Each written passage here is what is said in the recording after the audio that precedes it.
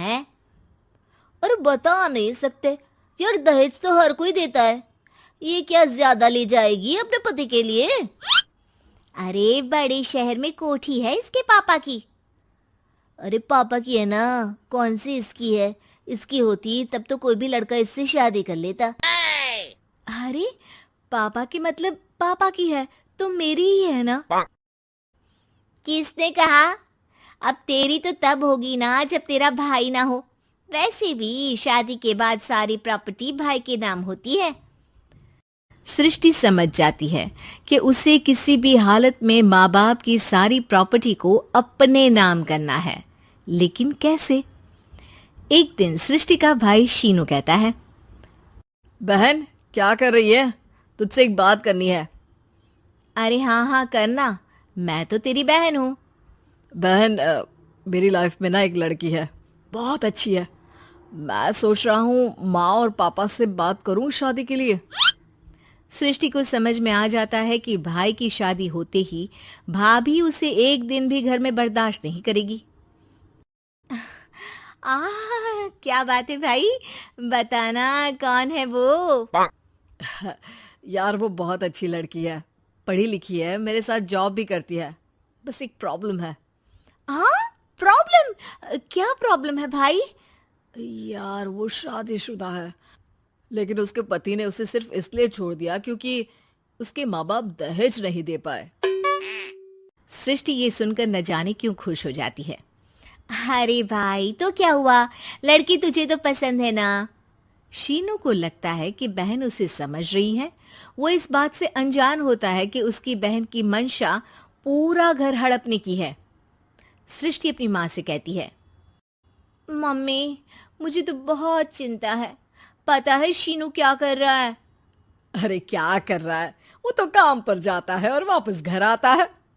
नहीं ना माँ, वो यही तो नहीं कर रहा, बाकी सब कर रहा है। आपको पता है उससे प्यार है, और वो भी एक शादीशुदा लड़की से। हैं? ये क्या हो गया? मैं सोसाइटी में क्या मुंह दिखाऊंगी? अरे तेरे पापा तो यही कहेंगे कि मैंने ही उसे बिगाड़ दिया है। माँ देखो, मेरी बात मानो, पापा पर भी विश्वास करने की जरूरत नहीं है। अब आप ही बताओ, पापा इतनी देर घर के बाहर रहते हैं क्यों, बोलो?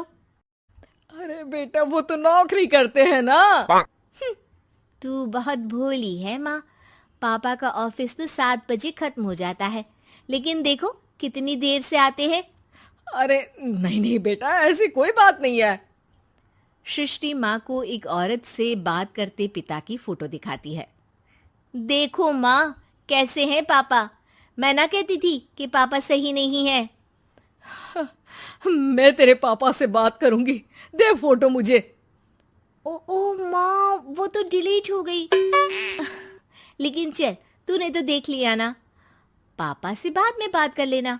और हाँ, मेरा नाम बिल्कुल मत लेना, हाँ माँ। अब क्या था, सृष्टि के माँ और पिता के बीच झगड़ा होना शुरू हो जाता है।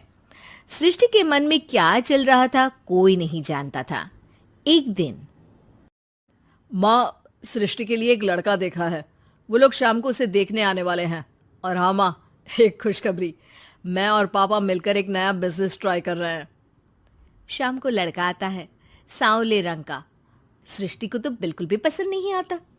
लड़की की माँ कहती है, लड़की का चेहरा तो कोई खास नहीं, लेकिन अगर मेरे बेटे को आप लोग सेटल कर दें तो मैं उसकी शादी आपकी बेटी से करवा दूं। सृष्टि को लड़का बिल्कुल पसंद नहीं था। उसे भाई पर गुस्सा आ जाता है। लड़के वालों के जाने के बाद कहती है, माँ देखा शीनू मेरे लिए कैसा लड़का लेकर आया, न दिखाने लायक न सुनने लायक, सेटल भी नहीं, वो भी हम करे। अरे माँ मैं जानती हूँ ये मेरी शादी किसी भी घर में क्यों करवाना चाहता है। अरे कैसी बात कर रही है बहन? तूने तो देखा ना, लड़के को मैंने ही मना कर दिया तुझसे शादी के लिए। जिसने लड़का बताया था उसने उसकी बहुत तारीफ की थी। बात आई गई हो जाती है, लेकिन सृष्टि का मन शांत नहीं होता। क्या करूं, कुछ समझ में नहीं आ रहा। मेरी शादी हो गई तो ये लोग पूरी प्रॉपर्टी शीनू के नाम कर देंगे, मेरे हाथ तो कुछ लगेगा ही नहीं। तभी सृष्टि को आइडिया आता है। वो किसी वकील को फोन करती है। जी देखिए, अगर आपके मम्मी पापा का तलाक हो जाता है तो आपके पिता की आधी प्रॉपर्टी आपकी माँ के नाम हो जाएगी, फिर उसे वो किसी को भी दे सकती है। सृष्टि अब माँ को बेटे के खिलाफ भरती है।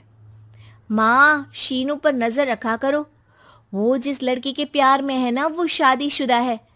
यहाँ आएगी, सारा पैसा, रुपया, जमीन, जायदाद सब हड़प लेगी। पापा का भी हाल तुमसे छुपा नहीं है। ऐसा ना हो कि मैं और आप एक दिन सड़क पर भीख मांगे। हे भगवान, मैं तो जीते जी मर जाऊंगी अगर ऐसा हो गया तो।